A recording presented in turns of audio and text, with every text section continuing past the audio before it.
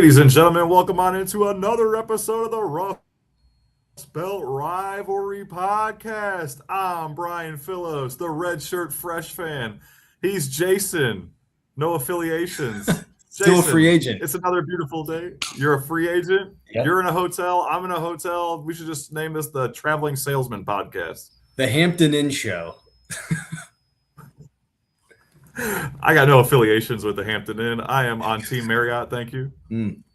You're making a mistake, my friend. You got to come over to the dark side. Team Hilton. They're going to treat you wrong everywhere you go, and it's okay. Oh, man. It sounds like a dream come true. Yeah. Sounds like a dream come true. And I just want to welcome everyone again. Two Idiots Talking Sports. We're back. You guys allowed us to come back. This is like our fifth or sixth episode together. I mean, how could you not be more excited to listen to two idiots talk football? Off-season today football. we will off-season football. Off-season football. Well, actually, dude, this is the best week of the year to maybe be having a talk show because there's nothing going on aside from the World Cup, which is not going on right this second. There's no baseball. They're on a break. There's no basketball. LeBron has been dragging his feet like an old man for the last 4 weeks, still not making a decision. There's just nothing going on, right? So what better do you have to do as a sports fan, unless you're going to watch like reruns of old games, which is probably more entertaining than us at some points. But what else are you going to do, right? Tune in. Yeah, and you know, it's interesting you say that because Brian and I actually earlier in November, we watched an old Dolphins-Patriots game from 93, and we bet on the outcome of the next play. So was it a run? Was it a pass? We didn't know. So Dan Marino against Drew Bledsoe, it was riveting. Oh, yeah.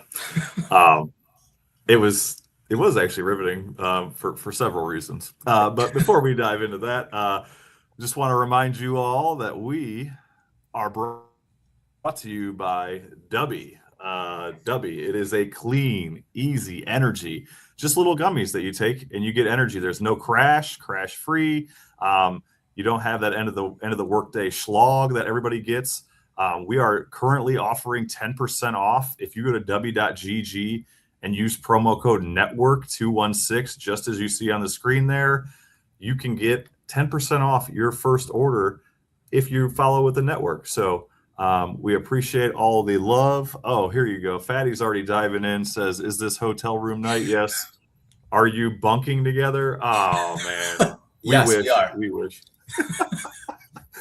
Fatty, I've already had a request from Jason later on. In case you are not in the show later on today, I need you to tell us your favorite things about the football season, whether that's, tailgating, kind of like the poll I put up earlier this week, tailgating, rivalries, betting on sports, whatever it is, your favorite things. Put them in the chat. Same thing with everybody listening. If you could, we won't touch on it right now. We'll touch on it towards the end of the show. But what are the favorite things that you enjoy most about football, right? Is it the fall crisp air? Like, just tell us what it is, and we're gonna touch on those and what our favorite lists are. As usual, for those that are listening, that have been listening, we'll talk Browns, Bengals, Cowboys, and Lions mostly, but general NFL and offseason, obviously, today we already talked about. A couple of topics we'll try and touch on. We've got Grant Delpit. Is he going to get an extension? We'll talk about free agents that the Bengals would sign. Does Mike Brown have any money to sign them? Probably not. We'll talk a little bit about the Cowboys and Brandon Sorsby being linked together now all of a sudden, which I see Jason is a big fan of. I've also got a trade pitch for him for the Cowboys that he's unaware of. We'll talk about the Lions. Can they go from worst to first in the division? And then a little bit of OSU today. We're both big Ohio State fans, and I saw a thing earlier about Jeremiah Smith, and I kind of wanted to just touch on that. Jason, before the show started, we were already arguing about the NFC North division. Yes. So why don't we just start off with the Lions, right? Let's do it. Yes. You're a Lions fan, so I want to know from your perspective, can the Lions go from worst to first this year? So in the division, I would never say never about it, and we'll bring everyone into the debate that we were having in a couple of seconds. But I don't think they will. So let's start there. I do not think they will go from worst to first. I think they fit right in that second place spot pretty nicely. And I even think for that spot, I think they really need the injury bug to stay out of the city of Detroit for the year, because the last couple of years they've been decimated by injuries. They need to have a clean year to even finish top two, I would say, or second, or second is I think as good as it's going to get for them this year. But they need to stay healthy, especially on defense. We talked on the last show, the defense is decimated. Kirby Joseph, Brian Branch, the secondary especially. You have Terrion Arnold doing Terrion Arnold things, which not an injury, I suppose, an injury to the brain because it was stupid. So actually, I used to have a gym teacher in high school that would say, "No brains, no headaches." So I guess Terrion Arnold ain't having many headaches because he ain't got a lot of brain up there. Has the man had a concussion? I mean, probably. I mean, you step on a football field, you probably had a concussion. So, that's fair. We won't touch that subject. But no, I don't think they're going to go worst to first, or from first to worst, or worst to first, whatever the saying is. I don't think they're heading that way. I think the division's going to stack out this way. I think it's going to be Chicago. I think Chicago is going to be the class of the NFC again, and possibly for years to come. And as a Lions fan, I wouldn't classify myself as a diehard Lions fan. I didn't grow up a Lions fan. I've kind of acquired this as a season ticket holder over the last 20 years. I'm more of a diehard Cowboys fan, but like as a diehard Lions fan, you have got to just feel it ripped out of your soul that the Bears essentially stole your blueprint that was created in Detroit, forged in the D, and they are beating the hell out of everybody with it. And they're going to possibly for the next decade because they have a very exciting young quarterback that is only, I think, going to get better. Ben Johnson, I think, is going to be the class of NFL coaches here very soon if he's not already. I think if they can keep building the line and building the defense and having a good enough run game to put with Williams, the Bears are going to be really tough to beat over the next, couple of years. And then I think the Packers and Vikings, I think, are going to bring up the rear. I think that it's one of the best divisions in football. I think with the Vikings being kind of, I don't know if Kyler Murray's the guy. Is he? I don't know. We're yet to see. I think they obviously have great receivers. They can have a good offense. The defense is here and there. And then, I think the Packers, and this is where our debate was. I think the Packers are going to be a mid-team this year. I think they're going to be middle of the road. They lost a ton of defensive production. You got Quay Walker, Rashawn Gary. Those are two stalwarts. Romeo Doubs. I know everyone kind of shrugs their shoulders at Doubs, but even you said they have a hard time with playmakers and bringing in playmakers. And, my whole thing is follow the money. He was 4 years, $70 million contract.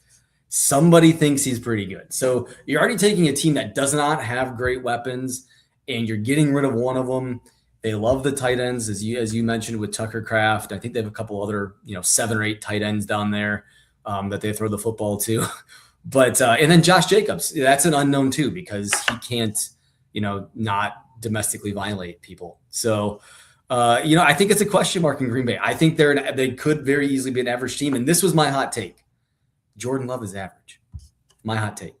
I don't think really, look at his numbers, look at his completion percent, all of that, like mid or low 60% completion percentage, 3,300 yards last year, 3-to-1 touchdown ratio. That's great. But is he good enough to get it done? And Green Bay won't put weapons around him and they're losing the running game. So middle of the road, third place at best. You heard it here first. Eagles, Packers, down.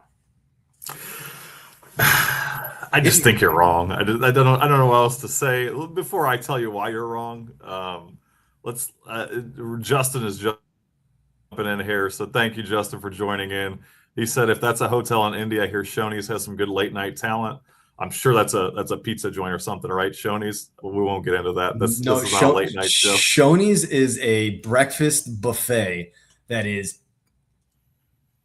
They're not a sponsor of the show, so I can cut them down. They're not good, man. They're not good. Okay. Jared makes fun of you, says cowgirls. That's fine. And then Justin says, "Is it really a surprise that the Packers bringing up the rear?" Ha ha. Zing. Oh, here you go. He said, as a Cowboys fan calling Jordan Love average, laugh my butt off. What's Dak then? But I mean, I didn't say Dak was great. That wasn't a part of my argument. So, I mean, I think Dak's a better than above average or a above average quarterback. I think Jordan Love can only hope to be as good as Dak Prescott. I think at the end of his career, yards, touchdowns. Yeah, I mean, look, I think if you stack it up at the end of the career, I think Jordan Love would hope to have Dak Prescott's overall career statistics.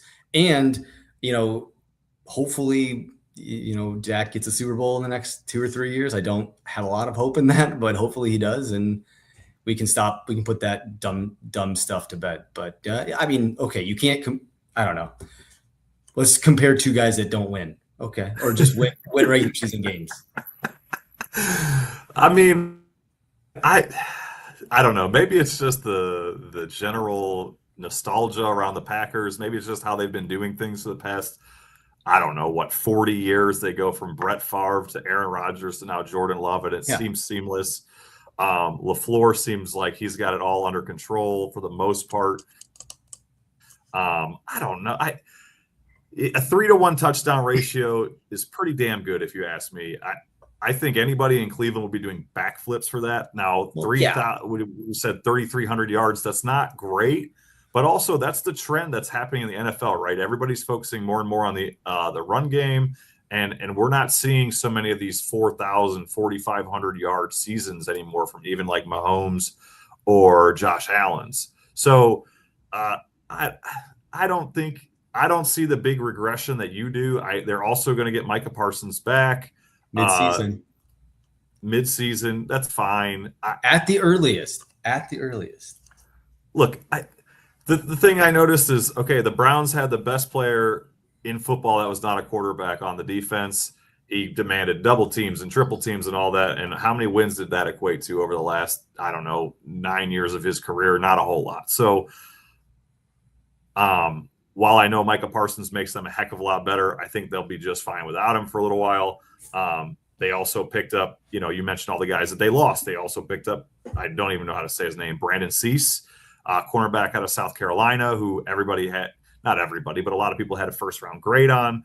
And then they went heavy on the defensive side of the ball for the rest of the draft. And they got a kicker named Trey Smack in the 6th round, out of Florida. So how could you doubt somebody who picks up a guy named Trey Smack? I mean, that just sounds like the football name you see on a football movie. Come on. I do want to stand corrected. I am sorry. I didn't know about Trey Smack. And because of Trey Smack, Super Bowl. Mark it down. Whoa. But I mean, you're right. Trey Smack, but a kicker. That needs to be a middle linebacker, like Trey Smack. Sometimes the kicker puts up the most points on the team. So that's true. It happens frequently. Especially when you're Browns fan. Here you go. Kucherapa, Brian jumps in here and says, Spain has more playoff wins in 10 years than the Cowboys do at AT&T Stadium. Wow. Okay. I'm not arguing that the Cowboys are great. Like, you've not heard that out of my mouth. So I think everybody just hates the Cowboys. And it's fine. That is perfectly fine. I mean, I get it. Like, Dallas has 5 rings. It's hard to like the America's self-proclaimed America's team. It's hard to hate or hard to like them. I totally understand it. And I also know they have not won anything in 30 years. And most of these people that are commenting the main viewership of NFL is mid-30s and younger, I would say, probably. And so no one has seen them win. I get it. I totally get it. But there is a time when they were a dominant team. And there's going to be a time when the Patriots are no longer a great team, and we're going to look back at this and people might laugh at them. I don't know. Who knows? But look, I'm not here saying the Cowboys are great. You didn't hear that come out of my mouth. So that's for another show later on. Wait till the preseason show, guys. Week 1 overreactions. Yeah. That's for when they're 1-0 going into the second week of the season. God, I hope they're 1-0. Yeah, and honestly, the Romeo Dobbs thing, I know you think it's a big deal. I think it's a nothing burger.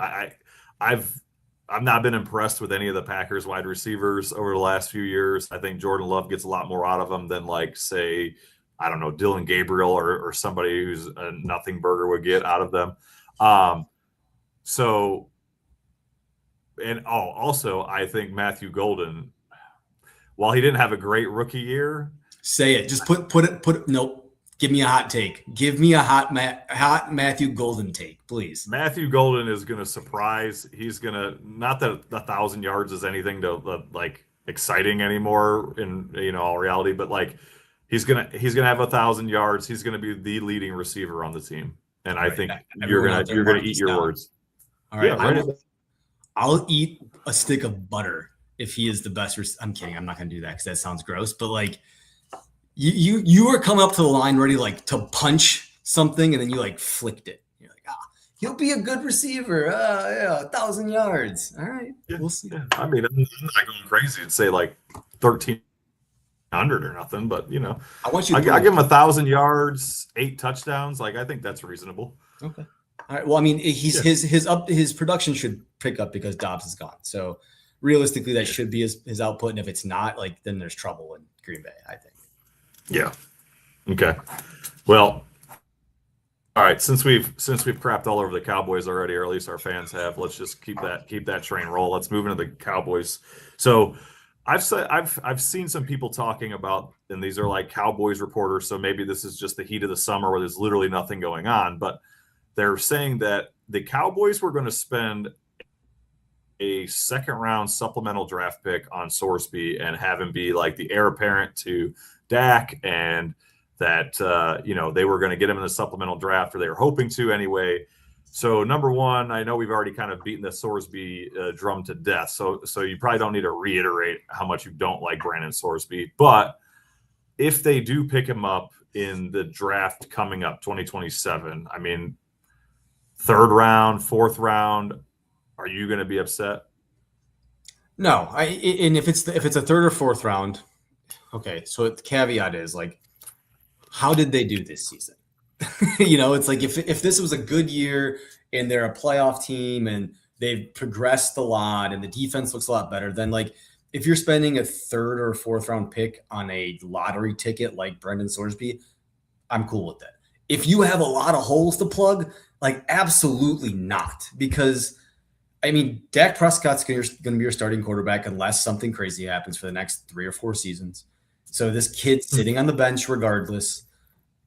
And there's going to always be trust issues, I think, with the fact that, like, is he on the take? Is he gambling? I mean, it's an addiction. It is an addiction. And he has admitted the addiction by putting himself into inpatient rehab, which is great. I'm glad he's done things like that. However, like, can you trust him as the leader of your team going forward? If it's a late 3rd, 4th, 5th round pick, it's worth the lottery ticket if you don't have a lot of holes to plug. Outside of that, like, I would pass on him pretty much. I mean, there's maybe 4 or 5 franchises that could take him and like it be successful. Dallas is possibly one of those franchises, but I can tell you Vegas should probably stay pretty clear from him. So, okay. All right. One other Dallas Cowboys related question I want to throw out there, because I've also been seeing some crazy stuff around this trade that I've put together for you. So you pick. It could either be a 2027 first round pick or a 2028 first round pick. I don't care. But a first rounder and Pickens for Max Crosby. Would you do that? No. No? No. Really? Why not? Crosby's injured last year. I mean, I don't know what we got coming back. I think that's giving up a ton. That is giving up a ton. I think, first of all, I don't think Pickens is in Dallas long term. So but I don't think Crosby's a long-term player either. I think when you start to get to his age, at his position, with his injury history, I think you're going to see regression over the next couple of years, pretty significant, I would imagine. He might, as we talked with Myles Garrett, like he might have 1 or 2 more great seasons. But if you're giving up, because if you think about it, if it's a 2027, you can't touch that first round. We've talked about that like a ton of times. So you're thinking 2028. So 2028, you think that player is with you 28, 29, 30, and 31 at least. And like Crosby is going to give you maybe to 28 at like a high level. So it's like you're giving up 6 years of or five years of production, 6 years of production, and the contract you're paying out. No, like stay away, keep Pickens, bombs away, throw it deep. I don't know, make it fun. If they're gonna be bad, make it fun. Like make it fun for me. I don't know. Like I want to tune in on Sundays, and if they're not going to win, I at least wanted to see it to be like 48-46 with Brandon Aubrey lining up from like the opposite 30 to kick a game-winning 90-yard field goal. Like, give me that. You don't want another, 49-49 against the Packers again? You know, if only Jordan Love was a little bit better. I mean that's a lot of points. And head-to-head, him and Dak Prescott, pretty equal. In recent years, I should say. There's that. What about, and I was thinking of this and just kind of like daydreaming, what if the Cowboys bring in Keenan Allen as their third wide receiver? I don't think they need a third. And I don't think Keenan Allen is a third. I think Keenan Allen's an outside guy. I think that's where he's played his whole career. I think so. Lamb is good anywhere. So I think Lamb probably is better in the slot if we're being honest. So maybe Allen could kick out, but I just don't know if he has enough juice left to give you much. I'm really excited about Flournoy. And I know we talked about him in another show, and nobody knows his name. Nobody, like, if you put him in a lineup, no one's going to pick out Ryan Flournoy. But I think by the end of the year, at least he's going to be on, 20-25% of fantasy teams, possibly. I think he's going to be a good option. He had a pretty decent year last year, and they're putting a lot on him. I think they're really hoping that he is the third option. And I think they're really hoping, I think Ferguson also bounces back, because I think Ferguson opens up a lot for Flournoy. So we'll see. But I would not take Keenan Allen. I look at the free agents, and we were going to talk with some free agents, and I don't know if there's much left out there. I mean, it's like Nick Chubb, like, okay, maybe if you need like a veteran presence in your running back room, Joey Bosa, like, can Joey Bosa be like a role player? Like, I don't know. Like, I don't know. At this point, the free agent market's pretty thin. So I think, like, if you're going to acquire anything, like if you're Detroit and you're talking about it, like you need defensive backfield help. Like, you have to be on the phone with the Browns. Like, hey man, Ward, I need Ward. We're going to give everybody. We're going to speak that in. We're going to give everyone brand new F-150s. And like, we're going to make this work somehow. But yeah, like, I think trade is at this point where, like, you got your roster cut downs and you have some surprise veterans cut possibly, but like right now it's pretty slim pickings. Yeah, I hear you. And we'll dive in a little bit more when we talk. Let me ask you this. So go back to the trade. Like, would you take it so you're a Browns fan, you have Pickens and you need a pass rusher. Are you giving up a first rounder in Pickens for Max Crosby? But we're in two totally different like realms right now, right? You've got an aging quarterback who is year after year getting closer to the end of his career. And we've got, when you look at our quarterback, it's just a big question mark, right? It's like, Shedeur Sanders, question mark, hopefully, maybe, possibly. Can he even beat out Deshaun Watson, who's got a injured shoulder, who can't even apparently make it through practice? Like, so we have so many more questions than like giving up one wide receiver to get a game-changing defensive end. If I was in your position, I would have given it a lot more thought. But I also get the logic of, you give a fair points, but I guess to me it's like, are you going all in, or like Dak can fling it all over the field, right? You don't need Pickens for that now. Pickens and CeeDee Lamb last year, phenomenal, but also they were like, you're down every possession because your defense gives up a touchdown in almost every possession. So is it going to be the same this year if their defense is half decent? Probably not, right? They're going to be running the ball at the end of the game a lot to just eat clocks.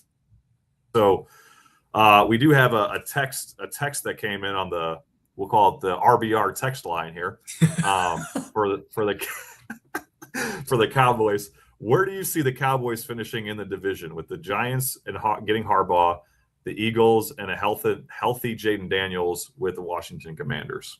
How do you see that shaking out? Oh God, you're asking me too soon. I'll answer it, but I'll answer this question with more detail, I think, closer to the end of training camp and preseason. But I will say, Fair enough. I will say, as it sits right now, and I'm an optimist when it comes to the Cowboys, even though I shouldn't be, and I really should not be. But I look at the division this way. I look at Harbaugh and I look at the Giants and I say, okay, is there a sophomore slump coming? Do they have enough of like a run game without Scadaboo, or what's that injury going to look like? Is their offensive line going to bounce back? Yes, they have Harbaugh, but it might not be this year that they turn the corner. Do they have the pieces? Yeah, they absolutely have the pieces. Is Malik Neighbors going to be healthy enough? So I don't see them necessarily being a threat this year. Everyone knows my thoughts on the Eagles. I think there's going to be trouble there. I really do. I think Jalen Hurts is going to possibly make his regression or start his regression. He takes a lot of hits. His receiving core is much worse today than it was 6 months ago, and they had problems throwing the ball then. The aging offensive line, offensive lines like that, it's not a consistent thing ever. You cannot expect the same out of an aging offensive line. So honestly, and Jaden Daniels, health is always going to be a question mark with the guy. He looks like a paperclip out there. He's super thin. So I honestly think the Cowboys are going to finish 1 or 2 in the division this year. I think they figured out the defense enough to compete. And I think Dak Prescott and I think that offense is going to be pretty good. I think health is a huge factor in all of this, obviously. But I think first or second, I think it's going to be Dallas, Philly, Washington, New York. Damn. Okay. Interesting. I'd like to know the texter's thoughts on that. So texter, please text back in. If that's Brian's friend or something. Text back in on the Rust Belt Rivalry hotline and tell me how you feel about that answer, or what your thoughts are on how you would rank those 4 teams in the NFC East, right? So let's dive in real quick. We're gonna have, by the way, we're gonna have a special guest joining us here in probably a few minutes. We'll leave that suspense for just a couple more minutes for you all to wait to see who that is. But we'll touch on real quick the Bengals, and hopefully this spills into when we bring in our guest. So the Bengals, I wanted to just talk about, we don't give enough love on this show to the Bengals. So let's just talk Bengals, general talk for a little bit. The reason I don't like to talk Bengals is because I feel like it's the exact same storyline every year the past, since 2021, right? So the last 5 years, it feels like it's been the same story. Joe Burrow is great, got him to a Super Bowl, couldn't finish the deal because Aaron Donald took over the game. He's got T. Higgins and Jamar Chase. They're an offensive juggernaut. The defense has stunk for pretty much forever. The last 3 years at least. They always start off slow. Zach Taylor is a schmuck, and they can't figure it out on defense. Oh, and Joe Burrow has some kind of fingernail injury or something that keeps him out of multiple games a year. Yeah. So that being said, do you think that there is any players that they can bring in free agency, since you already mentioned how great the free agency crop is at July 15th of 2026? Yeah. Do you think there's anybody that they could bring in that could really make a significant difference? So significant difference, I don't know.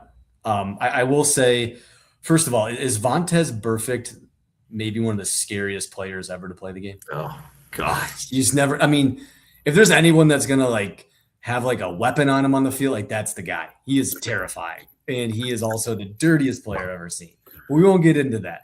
But I think that's the last time the Bengals were scary on defense, when they had a literal menace in the middle of the field.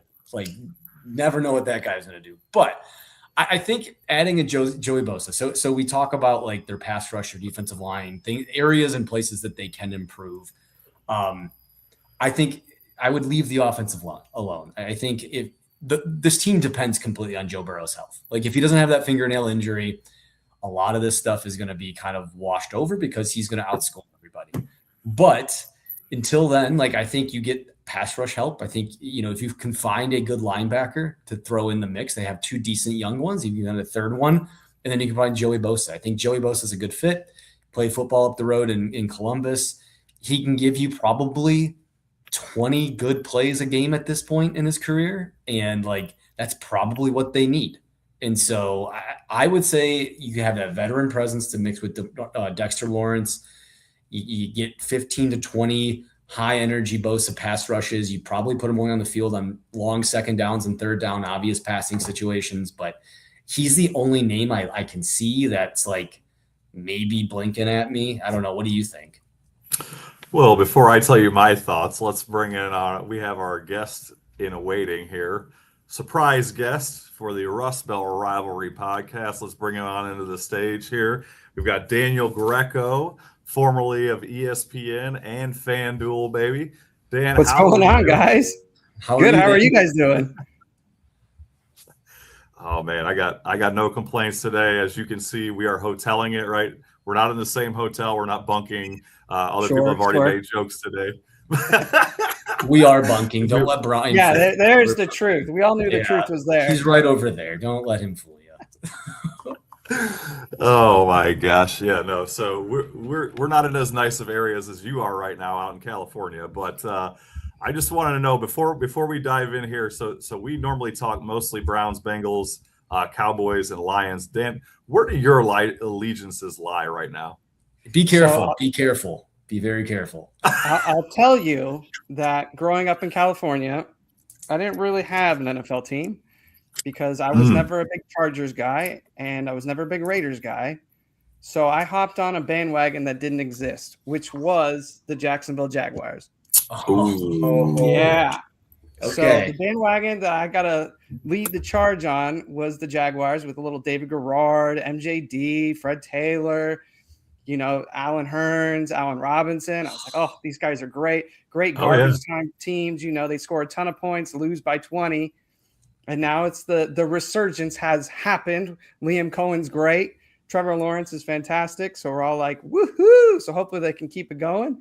But yeah, that's where I've had gotten all love for the Browns, the Bengals, the Lions, Cowboys, whatever you guys want to talk about. We're here.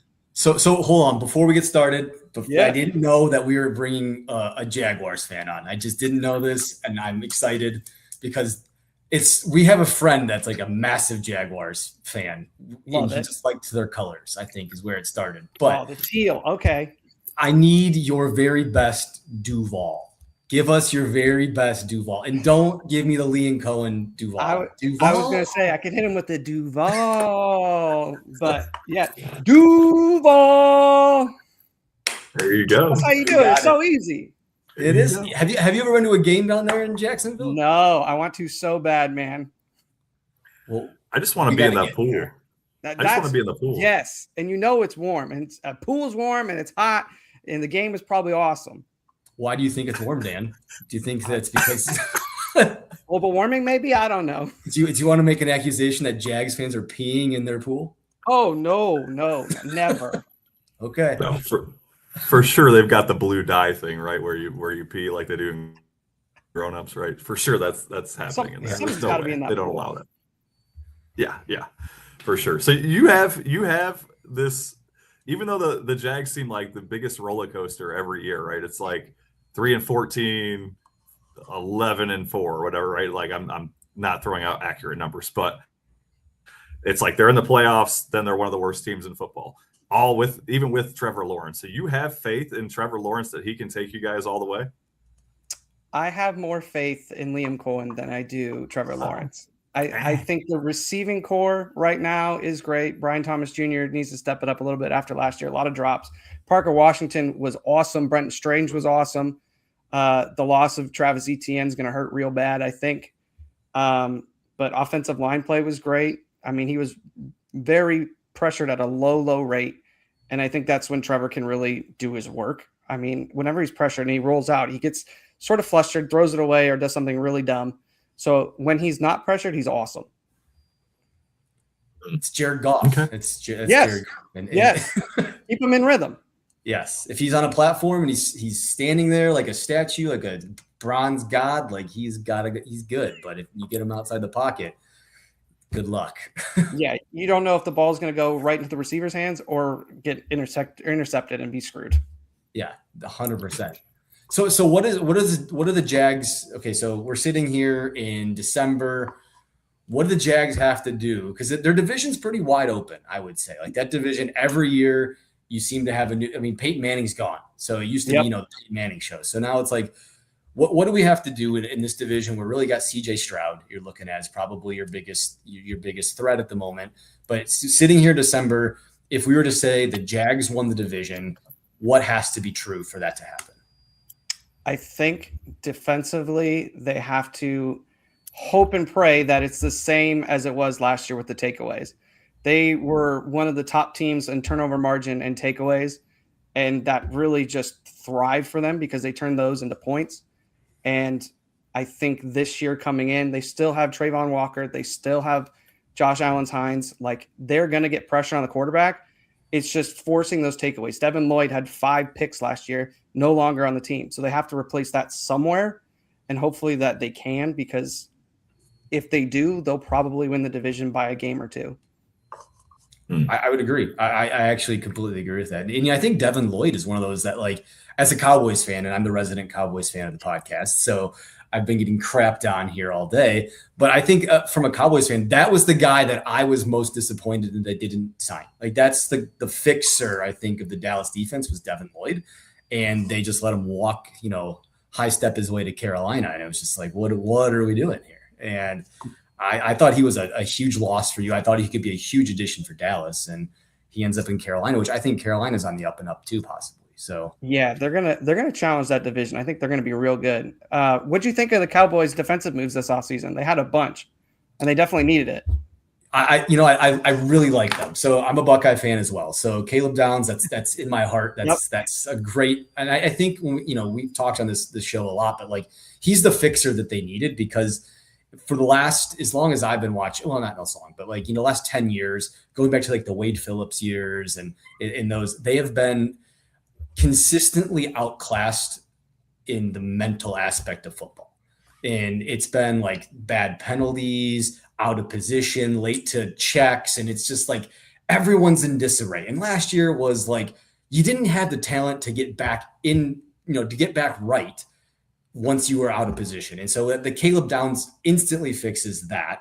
I think Rashawn Gary, I think, is a good pickup for the run stopping. They've not been great at stopping the run in the last 10, 12 years. If you look back at their playoff games that everyone wants to look back on over the last decade, it's been like 12 belly all day, like just up the gut. And so they have defensive tackles finally. I'm really excited about their defense this year. I think if it can be a marginal defense, top 15 in the league, even 15th, I think that they're a playoff team that could. And I know we're going to get some people to chime in here, I'm sure of it, but I think they can make a deep run in the playoffs if they just have a marginally healthy defense and they play league standard defense. Well, speaking of teams that had real crappy defenses last year, right before you jumped on here, Dan, we were talking about not the Cowboys, sorry. We were talking about the Bengals. I keep getting those mixed up. I don't know who gave up more points last year. We should probably look that up.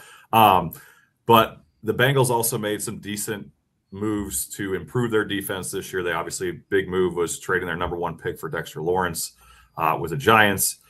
But they didn't seem to do a whole lot at linebacker, but my buddy, who's a big Bengals fan, seems to think they did enough at safety and in the cornerbacks positions.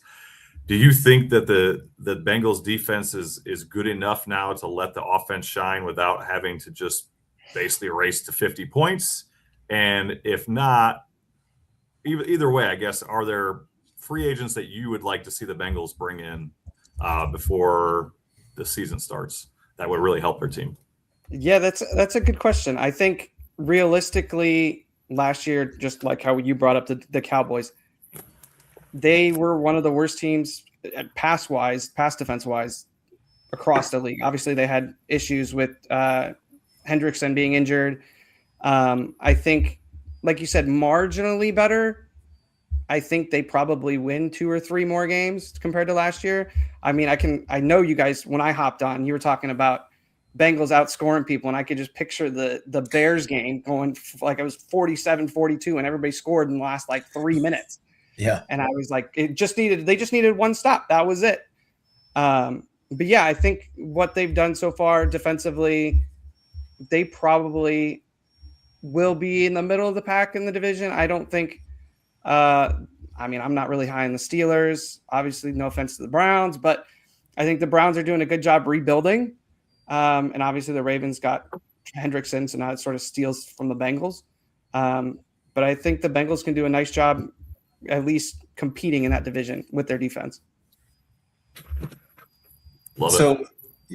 So we talk about the Bengals, getting better possibly, and Dallas, being a sleeper. So sitting here today in July, who are we not talking enough about? Who is a team that the masses are just not talking enough about that you want to proclaim as possibly being a team sleeper? I love it. So I'm particularly high on the Chargers. Okay. I think Mike McDaniel, the hire of Mike McDaniel, will make their offense significantly better. They're going to use 2 running backs a lot more. They could hardly run the ball last year. They were getting stuffed at almost a 20% rate. So they were either getting 0 yards or negative yards on 20% of the runs. That's outrageous. That's bad. Yeah, terrible. I think that he'll do some great things offensively for Justin Herbert, where he's going to get the ball out quick. Tua Tagovailoa had the second fastest time to throw last year. Justin Herbert was 25th out of 33 qualified quarterbacks. So I think he's going to turn that offense around. And I think that division is wide open. I know everybody's like, oh, the Broncos they won 14 games last year. 11 of those were 1-score games. So that's not going to repeat. The Chiefs, sure, the Chiefs are the Chiefs. Like, you have Patrick Mahomes and you have Kenneth Walker now. You still have Travis Kelce. You still have the same guys on defense, but they're a little bit older. And I think that the Chargers have a chance to sort of overtake them, because realistically, they made the playoffs last year with no offensive line help. Everybody was injured on that team on the offensive line. So I think they can take a big step and possibly make a deeper run than people realize. I love it. And I want to stick here for a couple minutes, if you don't mind, Brian, because I think this is an interesting division, and I need to send you back to our last podcast, and you can watch it later, but we talked backup quarterbacks, and there is nothing more deep in my heart than backup quarterbacks. And I think this division is the backup quarterback division this year. I think because if you've seen Bo Nix's ankle, that thing ain't ready. That thing is ugly. And so, you look at a question there, and then you look in Kansas City and you have a question with Mahomes. I label, Justin Fields. I'm excited about Justin Fields. I know Brian's excited about Justin Fields. This is his first time having coaching since he left Ohio State, like actual coaching and development, hopefully. So I think I'm more excited about him after Mahomes gets back from like a gadget play type of a standpoint. But this division is wide open, I think. And I think it's interesting with the Chargers. Now, do you think Herbert is for real? Because I everyone tells me he is for real. And then I watch on Sunday and I'm just like, I don't know what I'm looking at. Like, some weeks he's really good. Other weeks it's like, I don't want this guy on my little league team. Like, what are we looking at? So I think he's sort of like under the Jared Goff, Trevor Lawrence, has to be grade A, perfect pocket, perfect everything for him to be successful. 2 years ago, he had 4 picks, and then had 4 picks in that playoff game. And everybody's like, what just happened? I think he just needs the proper teammates around him, a good offensive line to protect him, because he does like to hold on to the ball. He loves, sort of like Shedeur. He loves to hold on to the ball, sort of make a play. And that sort of gets where he gets into trouble. And I think that's what Mike McDaniel will do a great job, is just, hey, here's your 1-2 read. That's what you're doing. Nothing more, nothing like you cannot. These are your 2 guys that you need to focus on. That's it. But I think he's legit. I hope he's legit, because I think if he is like 2 years ago, the Chargers will be great. I personally have a concern because I would agree. I love watching the Chargers because I love their uniforms. I love like kind of everything there. But I love that they were in San Diego. Like that whole thing was cool. Now they're not, obviously. But can Mike McDaniel and Jim Harbaugh coexist? I say absolutely not. Jim Harbaugh is a freak, and Mike McDaniel is equally a freak. I don't think that coexists. The spectrum on there, just hey, Dude, here's this yeah. hard-nosed guy. He wants to run the ball, and I mean, so does McDaniel, but also just their style, personality-wise, is just so. One's wild. vaping on the sideline, like one, Yes. no. One's got a nice outfit, the other one's just like, what are we doing? Yeah. It's only a 1-year marriage. Like Mike McDaniel is getting another head coaching job next year. Come on, let's be real. This is a one-stop shop. Maybe. I think so. I'm pretty optimistic on that. Well, the Browns are near and dear to my heart. I think you know that. So on the Rust Belt Rivalry text line, I had another question come in for you. So this fan wants to know, what are your thoughts on the Browns wide receiver room? They didn't draft a wide receiver with the first overall pick this year, but they did with the second and third pick up Casey Concepcion, Denzel Boston, and they already had Jerry Jeudy, Isaiah Bond, Cedric Tillman, other players that probably aren't going to be as maybe be afterthoughts. But what are your thoughts as an outsider on the Browns wide receiver room right now? I sort of liked their draft. I honestly, going into the draft, when they still had everything, I was like, for sure, they're going to take a wide receiver in the top 10, maybe. Like, there's no way that they're not going to take a wide receiver. And then they took 2 in like rounds 2 and 3. I love Boston. I think he's a great fit. Casey Concepcion, also a great fit. I love the big play potential out of you guys. And I mean, I have no idea if Deshaun Watson hasn't played in 2 years. So who knows what you're going to get out of that. And I don't know if Shedeur Sanders is the guy either. So, I mean, I'm hoping that, they can make some plays deep down the field and open up the offense. Man, I sure hope so too. So if you had to pick Deshaun or Shedeur with all the knowledge that you have of being on the Browns coaching staff and all that, I'm just kidding. I was like, dang, you're putting me on the spot. I mean, like, it's like one of those, I'm like, I know. I was like, there's not the quarterback on the roster, right? Like, it's got to be coming up next year in the draft. But I'm like, oh, who do you go with? Like, do you tank for it, or do you go with Deshaun and hope maybe you get 5 or 6 wins? Jeez. Ugh. Yeah. I mean, I'll tell you, one of the fun notes that I found was that since 1970, no team has lost their entire starting offensive line in a single offseason. That was the Browns going into this offseason, which is crazy. Yeah. And yet I love their pickups. I do too. I was love like, they're going to be solid. Yes. I absolutely agree with you on that. Well, I was gonna say, I'm excited about the Browns. As an outsider from Ohio, like, I'm excited about the Browns. I don't have to live and die with it like Brian, but like, I'm excited about it. Brian, how do you feel? Are we excited for the Browns, or are we just like it's another season? Man, I was so excited. I was like, it was the typical Browns progression, right? It was like, okay, building up to the draft, I'm like super pumped, and then draft night, I was like, and then as the draft weekend went on, I was like, oh hell yeah! I'm like, we're going up, baby, we're going up, and I'm actually excited about Todd Monken. But then I started hearing all these reports of how terrible the quarterback play was when they were just in 7-on-7s with no pass rush and in shorts, and I'm like, I'm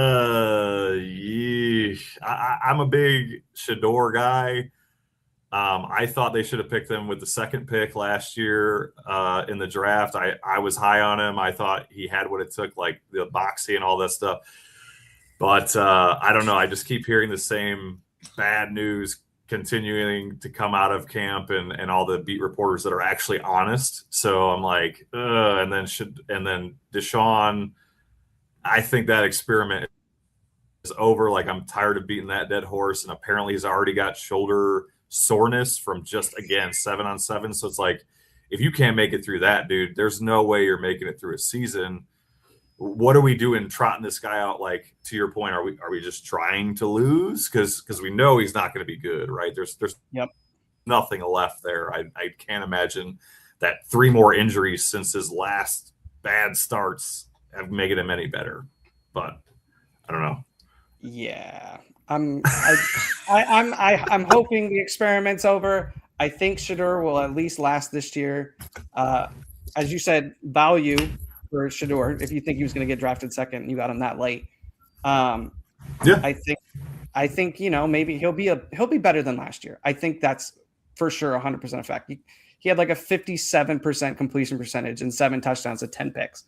I don't think it's going to be like that. And especially since, he was getting pressured all the time. The Browns had the highest pressure rate allowed last season. So if the reworked offensive line gives them about half that, and they rank 15th instead of first allowed, I think he's going to probably, maybe get to like 20 touchdowns and maybe hopefully like 15 picks.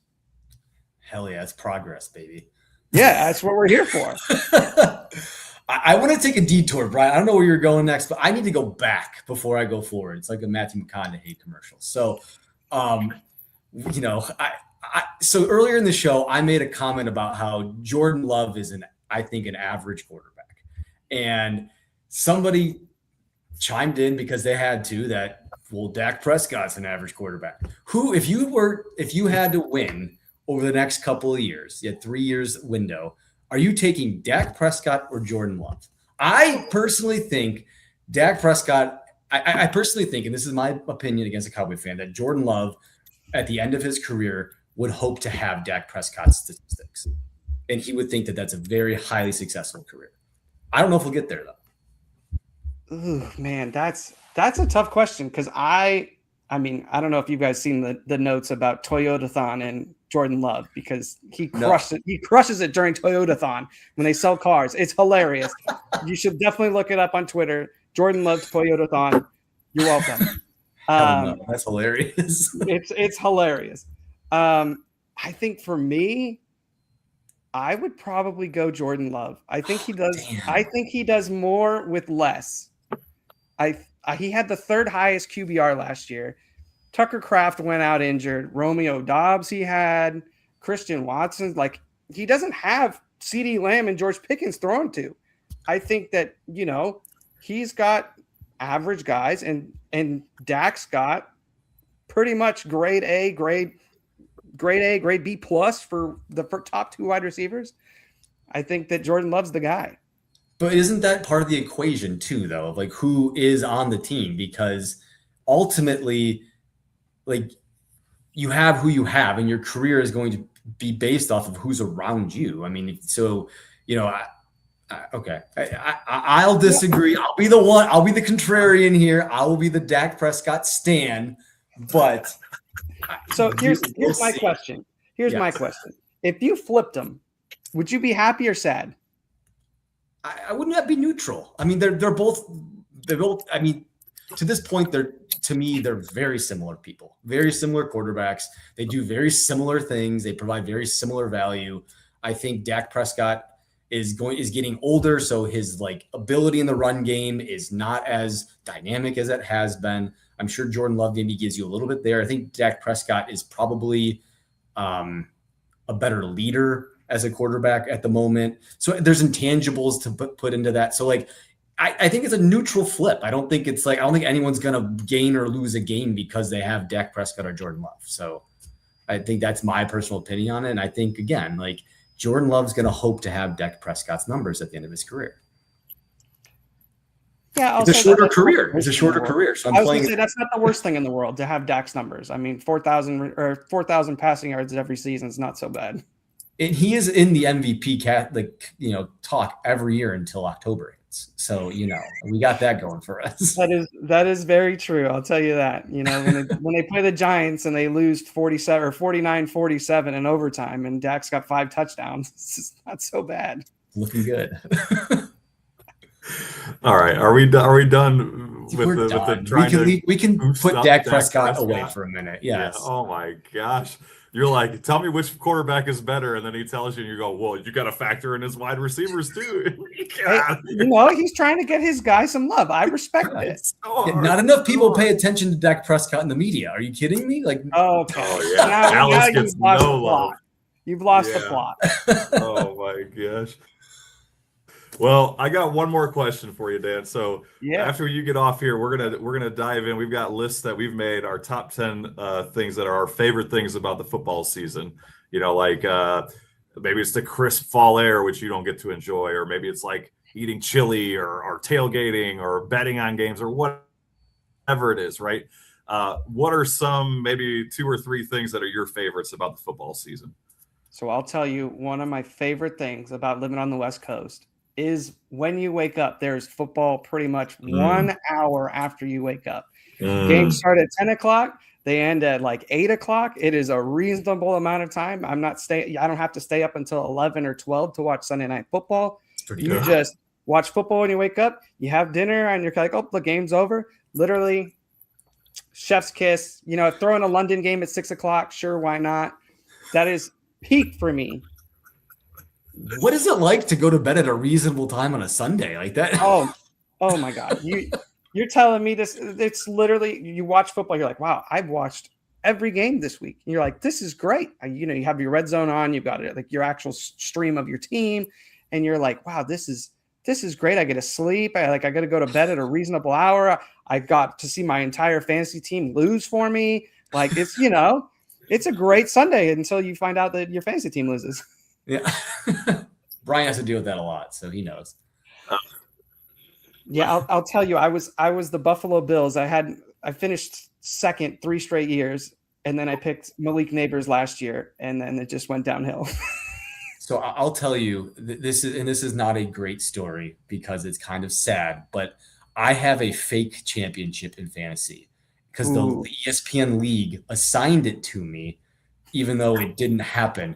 And so what happened was, if you remember when, and I'm going to forget his name, but the guy for the Bills. Damar Hamlin. Damar Hamlin had his incident on the field. So we went to an extra week in our fantasy league. Extra week, but that game ended. And so they assigned me the league champion. So I have a trophy, but I do not have a championship, and it's going to haunt me. I think it's going to be the curse. This is the new curse of the Bambino, and I'm living it. You don't deserve any trophies, Jason. That's awesome. This is my life. Well, Jay, do you have any other questions for Dan before we let him get out of here? So outside of the game times, is there anything else that you can think of that is your favorite or least favorite part of the football season? Ooh, least favorite and favorite. Okay, tailgating is pretty awesome. I'll tell you that. I mean, it's not the same on the West Coast compared to the East Coast because obviously, again, you guys have more time to do it during the day, and you wake up and you get up at 7 o'clock and you go. What would be my least favorite thing though? I mean, I guess my least favorite thing is like these months, right? Like this is just brutal. Like it is. Waiting for training camp. You're like, oh, just give me. I'll take a preseason game. That Hall of Fame game sounds real good. Oh no, that's always such a letdown though. Yeah, but it's football. It's true. It's back. It's back. That's all we care. Oh yeah. Well, Dan, we appreciate you coming on, man. Tell everybody on our network, on our podcast, where can they find you? What are you doing right now? Is there any way we can support you, give you love? Yeah, man. You can find me on Twitter, Daniel Greco 21. Right now, tweeting out baseball stuff until football season gets underway because we're waiting. But yeah, besides that, be starting up at the NFL in a little bit, so it should be awesome. Good, and we're gonna have you back hopefully. So if be ready for that invite because we're gonna have you back sometime during the season to talk some Jaguars football. Oh, just do the entire show Jags football. Just we'll add the Jags. You know what? Rust Belt plus Jags. Plus Jags, yeah, because that makes sense. Yeah. We're just adding smaller and smaller fan bases until you get the whole league in there. I know. If there's just one leak in that pool, it'll be rusty in that stadium. So don't worry about that. So. Yes. All right, Dan. Appreciate you coming on, man. Thanks, Dan. No problem, guys. Have a good one. Duval. I like that guy. Oh Good my guy. goodness. What a great like I said, I haven't gotten a chance to get to know him that well. Now we know he's a Jags fan. So now we've got a correspondent. We've got two correspondents now for the Jags. Yeah, we have a lot of Jags references and Jags people. It's an odd team to have friends from. It's crazy. And he's you in were California. talking, yeah. Well, I mean, but you think about it. I mean, his story is very similar to like Matt's story, where it was like he just never had a team. Yeah. And the Jags started up and it was like, oh, great. Like, and as a guy who's a Browns fan whose team is brown, orange, and white, like, sure, if my team was teal, gold, and black, I'd be like, sweet. There's Like, a let cool me like pick that, right? jungle cat on the helmet. Yeah. Yeah. Like, hell yeah. Ain't nobody picking the Browns as like the coolest team with the coolest colors, the coolest mascot. So, I mean, good for them. Good for them. And they've had much more winning than I have in their short time as a franchise than the Browns have. All right, well let's start off with your let's dive into your favorite things about football. So we'll dive into yours, then we'll talk about a couple other things, and then we'll dive into mine. So let's see if this works. Nope. There we go. Oh boy. All right, we're not crushing it here. Dang. I don't like that. What happened? Nah, it's all right. It just let her rip. It's not playing out how I want it to on the small screen, but that's all right. We'll do let it. Her rip. What are your so these are your favorite football things for the season. So why don't you go ahead and tell us? So this is like, for me, this is like the ancillary benefits of football. So like football is obviously the big win. Like we're all excited to watch football, but like what are the best things about football that aren't football? And so I made a list here and I think about this quite often. This is how I spend a lot of my time. But like chili, growing up in the Midwest, chili equals football. There's nothing better than on a Saturday or a Sunday. It's like 26 degrees outside. I don't want to go out there, but I got a big hot bowl of chili and I got all day of football. Let's roll. And then being a scrub and it being okay. Like it's legal to wear pajamas from the time you wake up until the time you go to bed. And you know what? As long as you're watching football, no one's saying anything about it. It's a lazy Sunday. You can classify it as a lazy Sunday and you can be a scrub. Tailgating. Who does not love tailgating? I will say, as an avid football fan, as an avid tailgater, there are times, and I'll be honest, hand up on this one, that I'm disappointed when I have to walk in the stadium. I'm like, look, I want to stay at the tailgate. I'll tell you, when I was at LSU at a game, I didn't want that tailgate to end. I didn't want it to end. It is a different world, my friend. And so like the game, which I saw Jaden Daniels, the best statistical game from a quarterback ever, I saw it live, and the tailgate was better. Hand up on that one. Miller Lite. We are not sponsored by Miller Lite. However, Miller Lite, we'll take a call. We'll answer the phone if you want to sponsor us. Nothing better than cold, ice cold, refreshing Miller Lite watching a football game. And you know what the best part of that Miller Lite is? They come in packs of 6. There's another one in the fridge waiting for you. Cold morning, warm coffee before college game day. It's 8 o'clock. The kids aren't up yet. It's cold outside. The air is crisp. It's a fall morning. Before this year, you were going to see Lee Corso on TV. You got your mug of coffee and you're just ready to rock and roll. It's going to be a great day. Complaining about fall weddings with the boys all year long. You get that invitation in June. And you're like, oh my God, look at the slate of games that day. And you complain about it for 5-6 months. There's nothing that brings a group of guys together more than complaining about a fall wedding. And I'm telling you. And also like knowing that he had no choice in the matter, right? Oh, like, yeah. And then making him feel bad about it. Yes. And there's nothing better than that. And then getting there that Saturday, and you know what? You guys tie one on and it's a great time and everyone's got their phone out and watching the games. But up until then, it's the worst thing that could possibly happen to you. Eating way too much. This is the best part of football, I think. You got your stretch pants on, just eat as much as you want. And it's like the Super Bowl of eating is they surround it with football. Thanksgiving, just eat way too much food. And it is great. beating the hell out of a rival. As an Ohio State fan, we've had the luxury of this for 20 some years. I know Michigan wants to claim 3 years. There's some cheating in there. Maybe we'll do a whole show about your cheating allegations. Maybe we won't. Maybe we won't spend any time on it. However, beating the hell out of a rival, Dallas beating Washington, Dallas beating Philly, the Browns might beat Pittsburgh every decade or so. So like beating the hell out of a rival is a lot of fun. A big upset Saturday. It's a big upset. The fans rush the field. It's like the greatest thing ever to watch an upset, and especially in college sports. And then last but not least, the best thing about football is nobody knowing what a catch is. We are still not knowing what the hell is a catch in football. And that rounds out my list of my favorite things about football. That's a good list. I'm not gonna lie. That's a damn good list. Thank you, Brian. I usually give you crap about your lists, but that was a good one. Thank you. Fatty, spent a lot of time on it. You did. I know you did. Fatty chimed in and said his favorite things were tailgating, meeting new people, pregame shows, and hopefully a winning season. So that's obviously Brown's focus there. I also did a Twitter poll on our Twitter account. Now, this is kind of misleading because there's only 4 options that you can give on Twitter. So I try to do like 3 options and then an other for comments. It didn't work out the way I wanted it to, but basically I put tailgating, which got 50% of the votes, which won by a landslide. Rivalry games, 25%.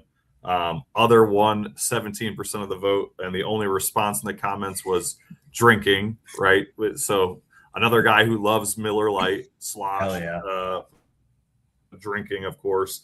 And then I put as the 4th option was parlay building, and that one got a whopping 8%. So fans joined in and participated in that. And now we'll talk about the real list here. My list, of course.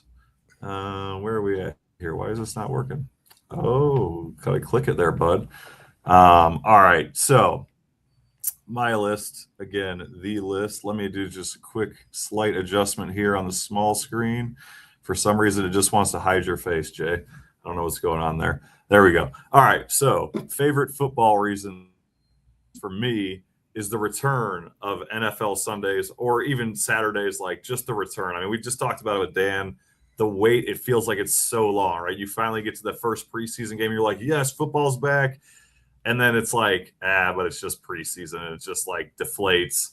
So that first weekend, Labor Day, right around Labor Day, right after Labor Day, when the NFL season starts, when the college football season starts, there's really nothing better than the build-up and finally the first weekend that it kicks off.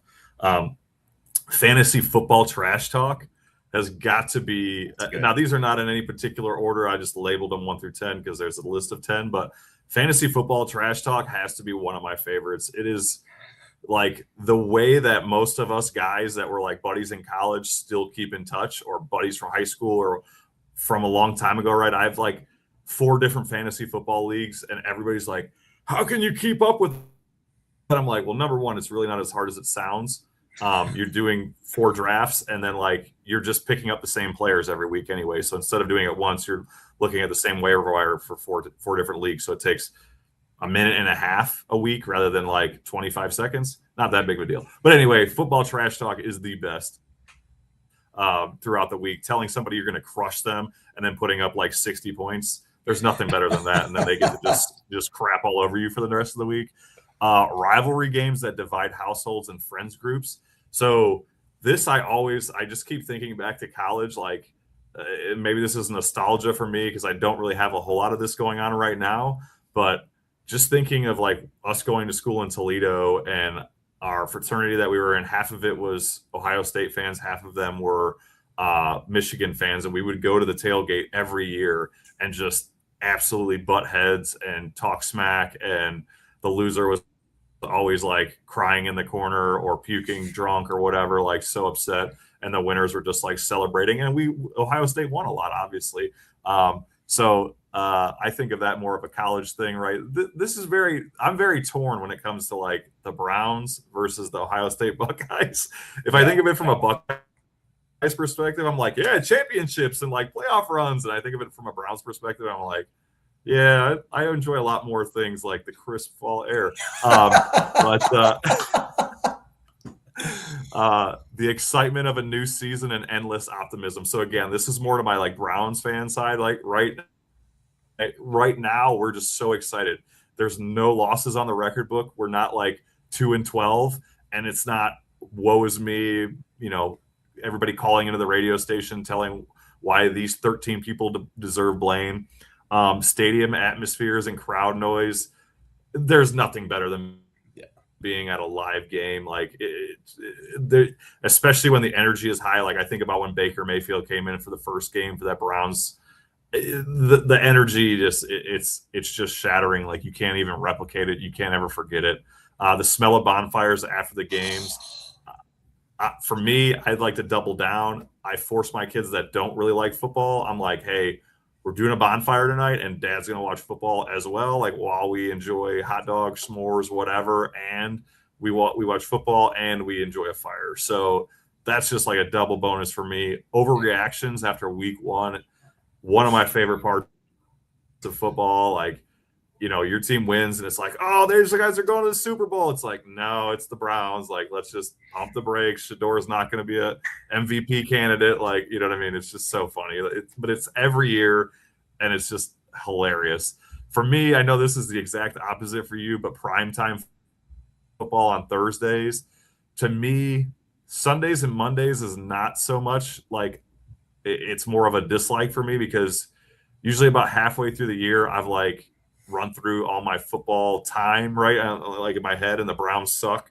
So I'm like, screw football. I don't care. Like, I just want my fantasy football team to win. So Sundays and Mondays are not as exciting as Thursdays. Thanksgiving, I love Thanksgiving. That is my one day of the year as a father of three. Like, I don't get to watch all the games ever on Saturday or Sunday. Right now, my kids are just different ages, so that's never happening. If we don't have anything on the calendar, I'm still not doing that because I still have to spend time with my kids. So just that the Thanksgiving day, though, like the whole family's together, right? So there's, grandmas and grandpas and aunts and uncles. So like the whole family's together, and we all are just in the living room, and football is on in the background the whole time. So I can like multitask, even though I suck at multitasking because I'm a male. And lastly, I mean, you already mentioned it, the return of chili, soups, comfort foods. Like, hell yeah. It's no longer, nobody gives a shit about their body anymore, right? Like summer is over, right? Yeah. Nobody cares how fat they get in the winter. It's officially bulking season, and you can eat like crap, just like you said. And there's no shame in it, because it's like, when's the next time I'm not going to wear my shirt? Oh, that's right. Probably June of next year. Who cares? That is June Brian's problem. That is not Brian's problem in December. Just going to eat some more snacks, baby. So yeah, that is how I round out my list. That is, I look, hand up. That's a great look. That's a great list. I forgot Thanksgiving, and you're right. That is the best day of the year. That's the day. That's the day for dads. As a father with kids that loves football, it is one of the best days, because it's like you're not getting that excuse to just like watch football while the turkey is cooking ever again. So now there is one thing that you don't like, right? Yes. Or a few things that you don't like. Yes. These are the worst parts of football season. Did you make a graphic for this, or do I have on my phone here? So this is the worst part of football. And if there's anyone out there that can want to chime in, you may not have ever noticed this before, but you will never not notice this now on CBS at around 6:30 on Sundays. In the Midwest, the sun is down. It is dark outside, and then this little clock, this starts ticking. Tick, tick, tick, tick, tick. And you know what? That's the ticking of your demise towards Monday. And I hate it. It is every Sunday in the winter. This stupid clock is just like starts the Sunday scaries. And I hate it. This is the worst part of Sunday. Worst part of football is 60 minutes. You heard it here first.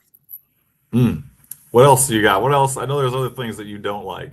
Yeah, Personally, I also don't like Thursday night football games. I think we've talked about this before. You and I at least talked about it. I think Thursday night, I think towards the end of the season, a lot of the guys are banged up. It's hard to get them to like turn around that fast for a Thursday game. So Thursday games seem to be more of a dud than other games. Maybe it's just because they're prime time and highlighted that I say that. I don't know, but I typically don't like Thursday games, and they're on prime. So when I'm on the road, I don't usually get them, which kind of stinks.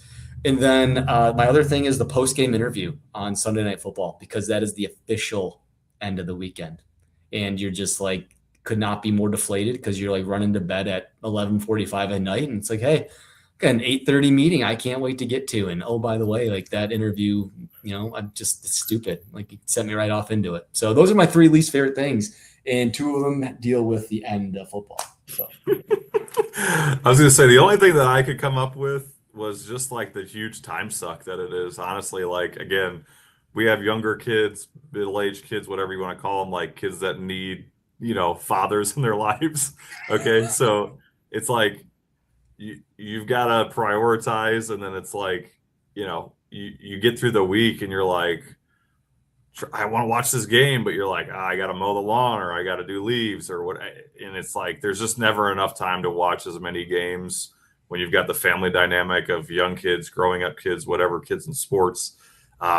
There's just a huge time suck if you want to try to watch everything. Like, I tried even just to watch the highlights from every game. I think YouTube or somebody does like a 5-minute highlight of each game, and just doing that for, 16 games a week. I mean, that's an hour. I'm not doing great math in my head, but like over an hour of devotion. yeah, So it's just a huge time suck. But man, we have just blown by. This episode has gone so fast. We barely even touched on the Browns. We barely touched on the Bengals. We barely talked about Grant Delpit. We can definitely save that for the next show if you want. I mean, is there anything else that you want to dive into today before we say our goodbyes? I don't think so. I think today, I think we've covered a lot of ground here. I think for the next show, which, we'll tease this, I think we're going to do Hall of Fame football snacks.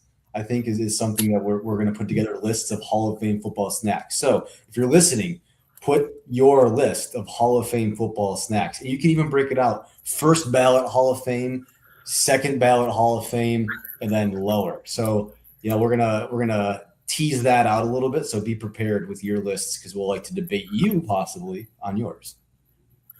And the other thing we are going to start, hopefully for the next show, is we're going to, at some point over the season, we are going to put a all Ohio NFL team together, and then an all Alabama NFL team. California, Texas, Florida, and Ohio. Let me write this down. Cali, Texas, Florida, and Ohio. Yeah. So we'll do an all state of each of those NFL teams. We're going to break down. We're going to have to come to some kind of agreement or whatever. Maybe we'll have the fans vote.